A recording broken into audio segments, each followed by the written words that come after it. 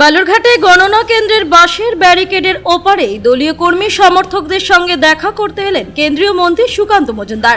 মন্ত্রীকে দেখেই জয় শ্রীরাম স্লোগান দিলেন দলীয় কর্মী সমর্থকেরা। ছবির সামনে আসছে, তাতে কি বুঝছেন বা কি বলবেন? দেখুন, আমার যেটা মনে হচ্ছে এখন যদিও একদম শুরুর দিকে দ্বিতীয় রাউন্ড হয়েছে, কোথাও হয়তো তৃতীয় রাউন্ড হয়েছে, আমাদের এখন মন্তব্য করা সঠিক হবে না, কিন্তু ট্রেন্ড দেখে বোঝা যাচ্ছে যে বিজেপির সরকার তৈরি হচ্ছে।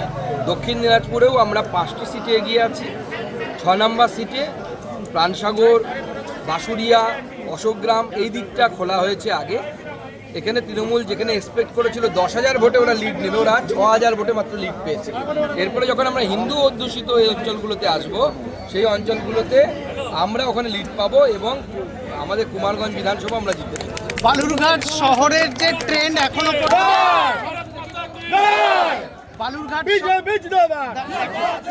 বালুরঘাট শহরের এখনো পর্যন্ত যে ট্রেন্ড সামনে এসছে তাতে অনেকটাই এগিয়ে গেছে, মার্জিনটা অনেকটাই এগিয়ে আমরা গেছে। প্রায় 16,000 ভোটে এগিয়ে আছি, সম্ভবত দ্বিতীয় রাউন্ডের পর 16,000 ভোটে এগিয়ে আছি। অতএব এখন অর্পিতা দিদির আবার ট্রেনের টিকিট বা বাসের টিকিট কেটে নেওয়া উচিত, আর তো লাভ নেই থেকে। বালুরঘাট থেকে মান্টি সিং এর রিপোর্ট, কুলিক নিউজ।